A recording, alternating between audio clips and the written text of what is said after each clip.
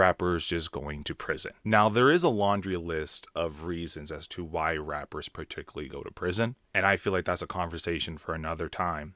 But the reason why I have so much trouble talking about it is essentially because I feel like all it does is just reinforce the stereotype of rappers, hip-hop, the culture, and by extension, naturally, the African-American community. Despite the fact that there are artists and other genres that go to prison as well, but the reality is, it does seem like, if it's not statistically true, I'm not entirely sure, that it is rappers that go to prison the most. In my TikTok where I talk about Lil Durk's situation and where I also mentioned Thug, I also do mention the fact that I also can't just deny the fact that when you are a rapper, you are a rapper. It is your lifestyle. You could be a neurosurgeon and make EDM music on the weekends. You could be a CEO of a company and just play country music with your friends and do gigs when you have the free time. You can't do that as a rapper. Being a rapper is such a unique role when it comes to being a musician that is quite literally kayfabe for those who understand wrestling terms. You're always in character. And the reason for that is because rappers previously were never in character. That's genuinely who they are. And despite the fact that we've seen an influx of rappers who aren't genuinely from the streets, we do still pretty much have a large batch of them that actually are. And we do see that in Durk and Thug, which, getting to my point, is completely understandable why it's not so easy for them to leave their previous life behind. Do I agree with it? Absolutely not. Do I think it's right? Absolutely not. But the reality is, it's most likely the case that they are in the position that they're in now because of their former life and the connections that they have to the streets. When you're a rapper from the streets, you have people in your payroll, you have your entourage, and a lot of times you're most likely going to be a money laundering mechanism. You are going to be a shot caller. You are going to be judge, jury, and executioner when it comes to street politics because you're the one with all the money. And you're the one that has all the cars, and you're the one that when people from the streets look at, you're the one with the opportunity for them to get out of it. And when you have people that desperate, they will quite literally do anything that you want. And inadvertently, you're going to have to take care of them. With that being said, again, I do think it makes sense why they can't just completely leave that life behind, because I'm sure they have societal, or at least what they deem to be societal debts that they have to pay back. A huge reason why Durk is the star that he is, despite the fact that he was a regional star for years.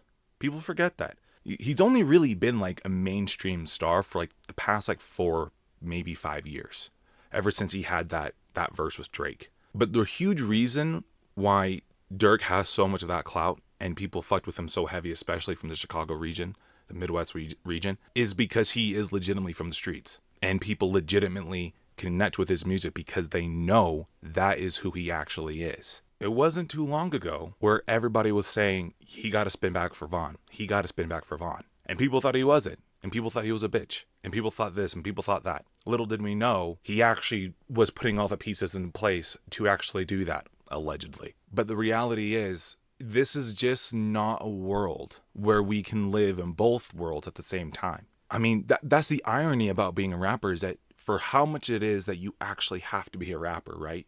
Like, if you're going to be a rapper, you actually have to play the part. You ironically can't. It's like a catch-22 because there are so many aspects of street culture that are naturally embedded into hip-hop and into being a rapper that inadvertently it's going to lead you to a dead end. And while the fact that hip-hop originally did start off as a means for people to get themselves out of the streets, it eventually has molded and evolved into where people believe that they can do both at the same time. But you just simply cannot. It's just impossible. The only way that you could conduct business as a rapper is if you were once a world famous rapper who is at the age of retirement and you have all these investments outside of rap that you can look forward to and focus on, right? We're talking about the Jay-Z's, we're talking about the 50 Cents, we're talking about the Gucci's, despite the fact that Gucci is semi-retired, I would say. I mean, he still performs and stuff like that, but he is not as active as he was just even 5 years ago. But if you're looking at what I would really consider real shot callers, these are guys who legitimately were like, okay, I'm going to leave the streets behind and I'm going to invest in legitimate businesses with legitimate business partners. And I'm going to try to find a way to cut myself some of that equitable pie.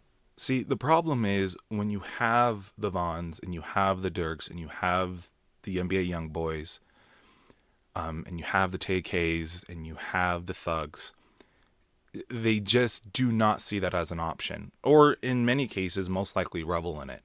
They just do not see themselves truly being part owner of an NFL team, right? They truly don't see themselves owning an extremely successful line of vodka. The reality is, Durk is at a position, or at least, well, he was in a position where I think everything just now started to come true for him. And that's the sad thing about it. Like I said earlier, Durk really has only been like an extremely famous rapper for the past 4 to 5 years. I mean, let's be completely honest. Unless you were like legitimately from Chicago or within that region, or you were a huge, heavy fan of hip hop, before 2019, the average hip hop fan, or just a casual fan who listens to hip hop occasionally, had not heard of Durk, did not know who Durk was. And I know for people who are from Chicago listening to this, that is the reality. I knew who he was because I've always been a massive hip hop guy. But I mean, take this in consideration. He was a freshman in the year 2014. 10 years ago, he was a double XL freshman. And even then, when he became a freshman, not only were people saying that it was years too late for him to be considered a freshman, they were even surprised by the fact that he was even on the radar for them to even pick him in the first place. And then even shortly after that, after 2014, there wasn't really anything going on for him, at least on a mainstream level that we'd recognize now, going his way. Ever since 2019, and the voice, and the verses, and the features, I mean, he's a Grammy award-winning artist. If you would have told me that just like 6 years ago, Durk would be a Grammy-winning artist, I would have found that insane. Durk was a rapper who, historically, for how long he's been rapping, since like the early 2010s, maybe even late 2000s, that's how long it's been, nearly 20 years, struggled to break 60, 70K, let alone 100K. Even after 2019, people weren't entirely sure if he could still break 100K first week. But that has all been changing slowly over time. And it really is a testament to how much he's willing to work and how hard of a worker he is. And I think a lot of people see that and they aspire for that. And that's completely fine. But now it's all gone. I'm sitting here reading on the United States Judicial Government website where they're explaining, that was published on the 25th of October, where they're explaining who he is, the situation, and all that stuff. You know, that government mumbo jumbo lingo. He's essentially, if all the charges land, he's essentially facing a required max life sentence. Like, he's going to be in there forever. And then as of today, I'm reading that he just pled not guilty, or he plans on pleading not guilty. So he's going to take this all the way. And again, like it's been stated numerous times, these are the feds. Okay, these are the guys who have a conviction rate of like 99%, 98%. You don't know that they're tracking you until they already feel like they have all the evidence to bring you in. These are the guys who have an endless pit of resources, of tax dollars, of equipment, technology, training. It's the reason why so many people don't even take them to trial. Because even if you were able to be in a position where you feel like you could beat the government in trial, the federal government in trial, it would just be so expensive and so resource depleting that it wouldn't even be worth it. Which is why a lot of people take pleas anyways.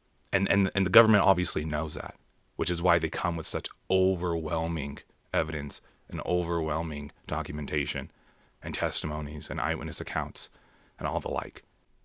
And now he is fighting, now he's not fighting thugs on the streets anymore. Durk isn't. He's not beefing with other rappers, right? He's not beefing with label executives. He's not beefing with thugs. He's beefing now with literally the federal government. And that is just not a fight he can win. I mean, it's just not. I mean, you could always just hope for the best, and I do. But, I mean, I don't really see them pulling the trigger, no pun intended, until they're ready, which they were. I mean, this is the guy who knew it was coming, and he knew what he was going up against, in which he's trying to flee to Italy, but also buying 2 other plane tickets at the same time on the same date, at the same airport, to 2 different locations to try to throw the feds off, as if they've never fucking seen that before. Like that's what I mean. These are people who have taken down godfathers. These are people who are going after cartel bosses. These are people who are fighting with the Russian mafia, with triads, D Company. Not for nothing, I understand how much can be made in the streets and the power that comes with it. But unorganized black street gangs, the reality is, are not in comparison to these major underworld criminal organizations who get absolutely decimated by these people. Decimated.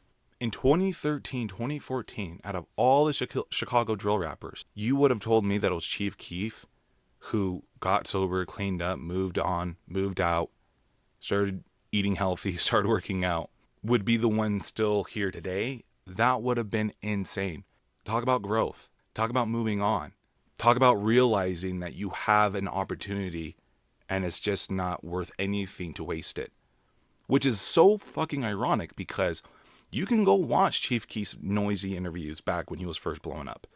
You can go watch back when he was on the Breakfast Club when he was first blowing up. You can read about his situation that he had about Apple Music and how he turned that down. You could read about how he was missing shows or if he was showing up at all, he'd be, an hour late. I would know. When I saw him, he was an hour and a half late. I mean, this is a guy who everybody unanimously can agree would have been the biggest thing in the world if he had just gave a fuck. But it's the same guy who all these years later just realized and started to give a fuck. And he's still a big, massive, massive rapper. My point being, at the end of the day, always need to do what you can do to make the best decision for yourself, whether you realize it or not. And that's just by thinking it through. When you feel like you don't have an out, look for one. Well, I'm Sunny Baby. That's all I got to say for now. Go ahead and like and subscribe. If you enjoyed this, go ahead and follow me. And I'm out.